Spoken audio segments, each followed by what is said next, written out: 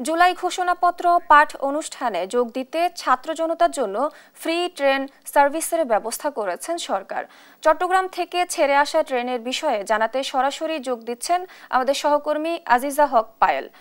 পায়েল, ছাত্র জনতার সাড়া কেমন দেখছেন আমাদের জানাবেন।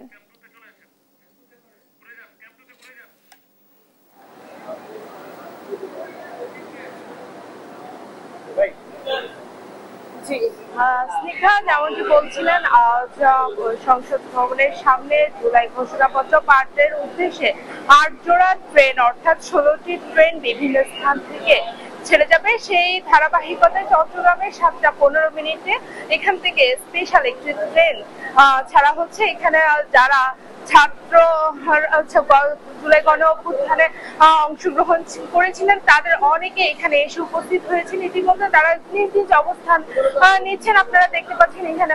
আর অনেকে রয়েছে, তারা ট্রেনে উঠছেন এবং তাদের খুব উৎসব মুখর পরিবেশে তারা এই যাত্রা শুরু করেছেন, এমনটাই আমরা জানতে পেরেছি। তবে একটু জানতে চাইবো, আজকের এই স্পেশাল সার্ভিসটি আপনাদের কেমন লাগছে? ধন্যবাদ। আজকে স্পেশাল সার্ভিসটি আমাদের অনেক ভালো লাগছে। আসলে একটু আফসোস লাগছে, যদি এই সার্ভিসটি যদি ৫ই আগস্ট ২০২৪-এ দেওয়া হতো, যদি তখন হাসিনা সরকার ছিল, হয়তো ট্রেনেই মেরে ফেলতো। যাই হোক, এটা আমরা অনেক প্রত্যাশা নিয়ে যাচ্ছি। প্রফেসর ডক্টর ইউনূসকে আমরা ধন্যবাদ জানাই এই ট্রেনটি আমাদের জন্য দেওয়ার জন্য। আমরা যে প্রত্যাশা নিয়ে ঢাকায় যাচ্ছি, জুলাই সনদপত্র ঘোষণা করা হবে আজকে, আর সেটি আসলে আমাদের প্রত্যাশা যাতে ফিল আপ হয় সে প্রত্যাশা নিয়ে যাচ্ছি। আর এটাই। কেমন প্রত্যাশা রয়েছে, কি নিয়ে ফিরতে চাচ্ছেন?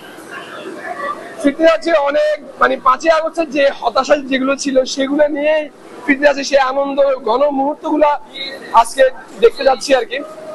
৫ই আগস্টের সে বিজয় উল্লাস আজকে আমরা আবার সেই ঢাকার রাজপথে চট্টলার ময়দান থেকে যাবো। চট্টলার মানুষ ৫ই আগস্টের সেই ফিলটা ঢাকা নিয়ে আজকে অনুভব করবো আর কি। সেটি। ধন্যবাদ আপনাকে। এই সেই জুলাইতে যে নারীদের অবস্থান ছিল সবচেয়ে বেশি, সম্মুখ সারিতে নারীরা বেশি ছিল, আজকে আপনাকে পেয়েছি, কেমন অনুভূতি হচ্ছে এবং আপনি ঘোষণাপত্র পাঠ অনুষ্ঠান থেকে কি নিয়ে প্রত্যাশা, কি নিয়ে ফিরতে চাচ্ছেন? অবশ্যই আমাদের খুব ভালো লাগছে। গত বছর একটা আতঙ্কের মধ্যে দিয়ে আজকের দিনটা আমরা পার করছিলাম যে কখন একটা আমরা সুখবর শুনতে পাবো, ঢাকা থেকে আমরা কি আপডেট পাবো। কিন্তু আজকে হচ্ছে আমরা উৎসাহের সাথে সবাই একসাথে যাচ্ছি একই ট্রেনে। আর আমরা ঘোষণাপত্র থেকে আমরা আমাদের এই জুলাই আন্দোলনে ২০০০ শহীদ ভাইদের অবশ্যই স্মরণ করছি। তাদের জীবনের বিনিময়ে আজকে আমরা এই স্বাধীনতাটা পেয়েছি, স্বাধীনভাবে আজকে ঢাকা যেতে পারছি। আর সবচেয়ে বড় কথা হচ্ছে জুলাই ঘোষণাপত্র থেকে আমরা চাচ্ছি যে আমাদের শহীদ ভাইরা যে আশায় তাদের জীবনটা দিয়েছে, তাদের সেই আশা যাতে পূর্ণ হয় এবং তাদের আত্মার মাগফিরাত কামনা করছি। যেমনটি জানতে পারছি, তাদের অনেক প্রত্যাশা রয়েছে। তারা সেখান থেকে যে ঘোষণাপত্র পাঠ অনুষ্ঠান থেকে অনেক কিছু প্রত্যাশা রেখেছে। সেই সাথে চট্টগ্রামের বিভিন্ন নোয়াখালী, নাঙ্গলকোট বিভিন্ন দৌড়ে এই ট্রেন, স্পেশাল ট্রেনটি থামবে এবং দুপুর ১টায় গিয়ে ঢাকায় পৌঁছাবে এবং আবার সন্ধ্যা ৭টায় এই ট্রেনটি আবার চট্টগ্রামের উদ্দেশ্যে রওনা দিবে। এই ছিল চট্টগ্রাম থেকে সর্বশেষ আপডেট।